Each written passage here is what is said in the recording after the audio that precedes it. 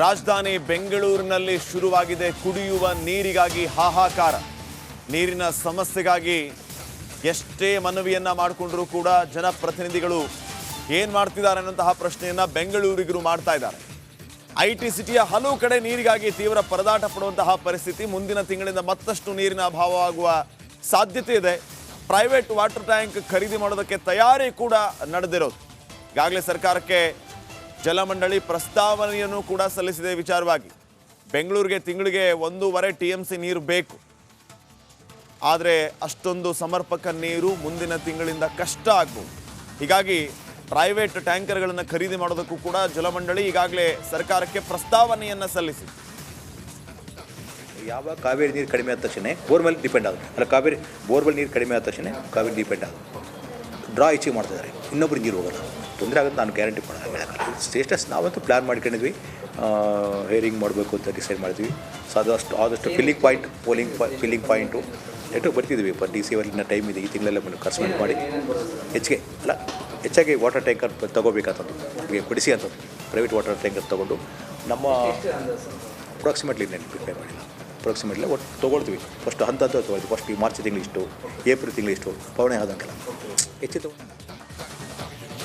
ಈ ಎಲ್ಲ ವಿಚಾರಗಳಿಗೆ ಸಂಬಂಧಪಟ್ಟಂತೆ ಇನ್ನಷ್ಟು ಮಾಹಿತಿಯನ್ನ ನೀಡ್ತಾರೆ ಪ್ರತಿನಿಧಿ ವೀರೇಶ್. ಈಗ ನೇರ ಸಂಪರ್ಕದಲ್ಲಿ ವೀರೇಶ್, ಗಮನಿಸ್ತಾ ಇದೀವಿ, ಒಂದ್ ಕಡೆ ಮಳೆ ಬಂದ್ರೆ ನೀರಿನಿಂದ ಎಷ್ಟೆಲ್ಲ ಸಮಸ್ಯೆ ಆಗುತ್ತೆ ಅನ್ನೋದು ಒಂದ್ ಕಡೆ, ಬೇಸಿಗೆ ಬಂದ್ರೆ ನೀರೇ ಇಲ್ಲ ಅನ್ನುವಂಥ ಸಮಸ್ಯೆ. ಅಂದ್ರೆ ರಾಜಧಾನಿ ಬೆಂಗಳೂರಿನಲ್ಲಿ ಪ್ರಾಪರ್ ಪ್ಲಾನಿಂಗೇ ಇಲ್ವಾ, ಅಥವಾ ಪ್ಲಾನ್ ಮಾಡುವಂತ ವ್ಯವಧಾನ ಸರ್ಕಾರಕ್ಕೆ BBMPಗೆ ಇಲ್ವಾ, ಹೇಗೆ?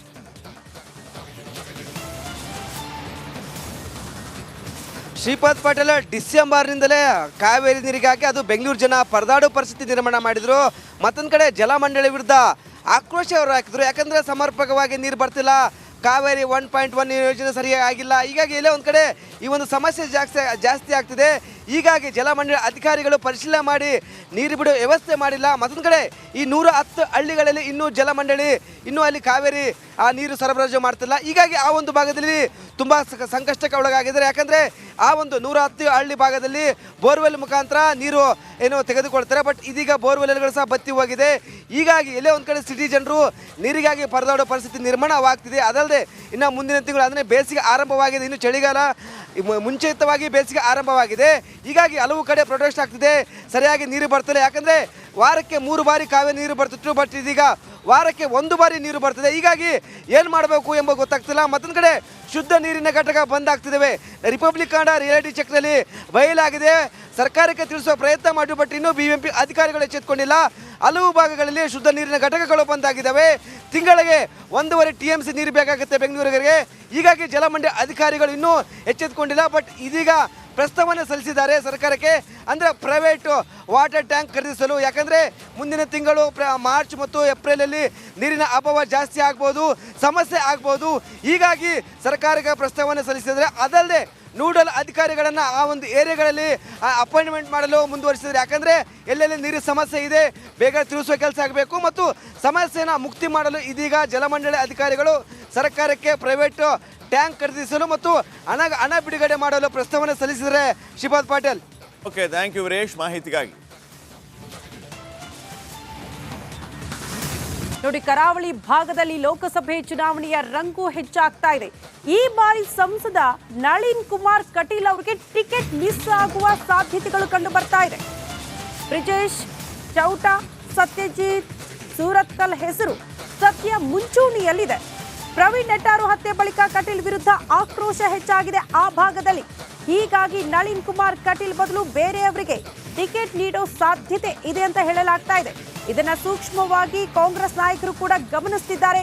ಯಾಕೆ ಸಂಸದ ನಳಿನ್ ಕುಮಾರ್ ಕಟೀಲ್ ಅವರಿಗೆ ಈ ಬಾರಿ ಟಿಕೆಟ್ ಮಿಸ್ ಆಗಬಹುದು ಅಂದ್ರೆ, ಅಲ್ಲಿ ನಾಯಕರನ್ನ ಕಡೆಗಣನೆ ಮಾಡ್ತಿದ್ದಾರೆ, ಹಿಂದೂ ಕಾರ್ಯಕರ್ತರ ಕಡೆಗಣನೆ ಆಗ್ತಾ ಇದೆ ಅನ್ನೋದು ಕೂಡ ಆಕ್ರೋಶಕ್ಕೆ ಕಾರಣ ಆಗಿರುವಂತಹ ವಿಚಾರ.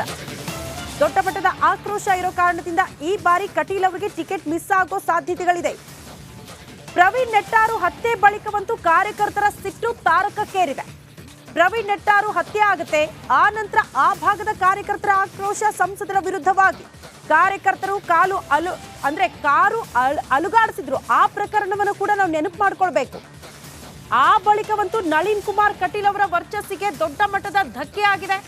ಇಷ್ಟೆಲ್ಲ ಆಕ್ರೋಶ ಅಸಮಾಧಾನ ಇರುವ ಹಿನ್ನೆಲೆಯಲ್ಲಿ ಸಂಸದ ನಳಿನ್ ಕುಮಾರ್ ಕಟೀಲ್ ಅವರಿಗೆ ಟಿಕೆಟ್ ಕೊಟ್ರೆ ಗೆಲ್ಲುವ ಸಾಧ್ಯತೆಗಳು ತೀರಾ ಕಡಿಮೆ.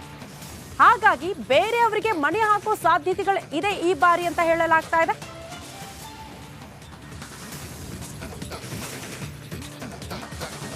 ಸ್ವಾರ್ಥ ಮತ್ತು ಸರ್ವಾಧಿಕಾರಿ ನಿಲುವು ಹೊಂದಿದ್ದಾರೆ ನಳಿನ್ ಕುಮಾರ್ ಕಟೀಲ್ ಅನ್ನುವಂತ ಆರೋಪ ಕೂಡ ಇದೆ. ಪ್ರವೀಣ್ ನೆಟ್ಟಾರು ಹತ್ಯೆ ಬಳಿಕ ಆ ಭಾಗದ ಕಾರ್ಯಕರ್ತರ ಸಿಟ್ಟು ತಾರಕಕ್ಕೇರಿದೆ. ಕಾರಣ, ಯಾವ ಅಧಿಕಾರಿಗಳಿಗೂ ಒಂದು ಖಡಕ್ ಸೂಚನೆ ಕೊಡಲ್ಲ, ಬರೀ ಸ್ವಾರ್ಥ ರಾಜಕಾರಣ ಮಾಡ್ತಾರೆ. ಅದಂತೂ ಈ ಹಿಂದೆ ಬಿಜೆಪಿಯ ರಾಜ್ಯಾಧ್ಯಕ್ಷರಾದ ಬಳಿಕವಂತೂ ಸಂಸದರಾಗಿ ಆ ಭಾಗದಲ್ಲಿ ಕೆಲಸನೇ ಮಾಡಿಲ್ಲ ನಳಿನ್ ಕುಮಾರ್ ಕಟೀಲ್ ಅವರು ಅನ್ನುವಂತ ಆರೋಪ ಇದೆ. ಹಾಗಾಗಿ ಹಿಂದೂ ಕಾರ್ಯಕರ್ತರ ಸಿಟ್ಟು ಆಕ್ರೋಶ, ಅವರ ಒತ್ತಡ ಇಷ್ಟೇ, ಈ ಬಾರಿ ಸಂಸದ ನಳಿನ್ ಕುಮಾರ್ ಕಟೀಲ್ ಅವರಿಗೆ ಟಿಕೆಟ್ ಕೊಡಲೇಬಾರದು ಅನ್ನೋದು ಕಾರ್ಯಕರ್ತರ ಆಕ್ರೋಶ ಇದೆ. ಹಾಗಾಗಿ ಇಷ್ಟೆಲ್ಲ ಅಸಮಾಧಾನ ಆಕ್ರೋಶದ ಮಧ್ಯದಲ್ಲಿ ಸಂಸದ ನಳಿನ್ ಕುಮಾರ್ ಕಟೀಲ್ ಅವರಿಗೆ ಟಿಕೆಟ್ ಕೊಟ್ರೆ ಗೆಲ್ಲುವ ಚಾನ್ಸಸ್ ತೀರಾ ಕಡಿಮೆ ಇದೆ ಎನ್ನುವಂತ ವಿಚಾರ. ಹಾಗಾಗಿ ಬಿಜೆಪಿ ನಾಯಕರು, ಹೈಕಮಾಂಡ್ ವರಿಷ್ಠರು ಈ ಬಾರಿ ಬೇರೆಯವರಿಗೆ ಮಣೆ ಹಾಕೋ ಸಾಧ್ಯತೆಗಳು ತೀರಾ ದಟ್ಟವಾಗಿದೆ ಅಂತ ಹೇಳಲಾಗ್ತಾ ಇದೆ.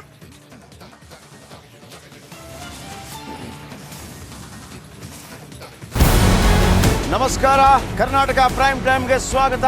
ನಾನು ಜಯಪ್ರಕಾಶ್ ಶೆಟ್ಟಿ. ಇಡೀ ಕರ್ನಾಡು ಇವತ್ತು ರೆಬೆಲ್ ಆಗಿ ನಿಂತಿದೆ. ಈ ಹಗರಣಗಳನ್ನು ಸದನದಲ್ಲಿ ಪ್ರಸ್ತಾಪ ಮಾಡಲು ಕೂಡ ಕಾಂಗ್ರೆಸ್ ಹಿಂದೇಟು ಹಾಕಿದ್ದೇಕೆ? ನಿಮ್ಗೆ ಸಂಬಳ ಅದಕ್ಕೆ, ನಿಮಗೆ ವಾಹನ ಅದಕ್ಕೆ, ನಿಮಗೆ ವೆಪನ್ ಅದಕ್ಕೆ, ನೀವು ಅದನ್ನು ಸೆರೆ ಹಿಡಿಬೇಕಾಗಿತ್ತು.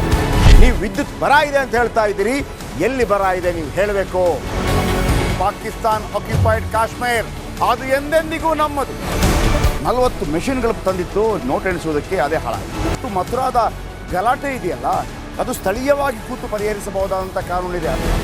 ಗ್ಯಾರಂಟಿ ಯೋಜನೆಯಿಂದ ನಷ್ಟ ಆಗಿದೆ, ಲಾಭ ಆಗಿದೆ, ದಯವಿಟ್ಟು ಹೇಳಿ.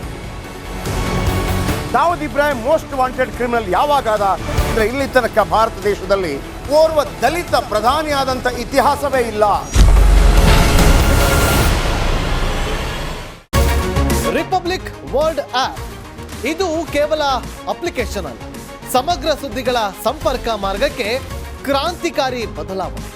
ರಿಪಬ್ಲಿಕ್ ವರ್ಲ್ಡ್ ಆಪ್ ಕೇವಲ ಸುದ್ದಿ ಅಪ್ಲಿಕೇಶನ್ ಅನ್ನ ಪರಿಚಯ ಮಾಡ್ತಾ ಇಲ್ಲ, ಬದಲಾಗಿ ಡಿಜಿಟಲ್ ಸುದ್ದಿ ಬಳಕೆಯ ಹೊಸ ಯುಗಕ್ಕೆ ನಾಂದಿ ಹಾಡ್ತಾ ಇದೆ. ಇದೊಂದು ಬ್ರೇಕಿಂಗ್ ನ್ಯೂಸ್, ಪ್ರಭಾವಶಾಲಿ ಕಾರ್ಯಕ್ರಮಗಳಿಗೆ ಗಟ್ಟಿಯಾದ ವೇದಿಕೆ. ರಿಪಬ್ಲಿಕ್ ವರ್ಲ್ಡ್ ಅಪ್ಲಿಕೇಶನ್ ಈಗ ಲೈವ್ ಆಗಿದೆ. ಗೂಗಲ್ ಪ್ಲೇ ಸ್ಟೋರ್ ಮತ್ತು ಆಪಲ್ ಆಪ್ ಸ್ಟೋರ್ ಎರಡರಲ್ಲೂ ಲಭ್ಯವಿದೆ. ಈಗಲೇ ಡೌನ್ಲೋಡ್ ಮಾಡಿ.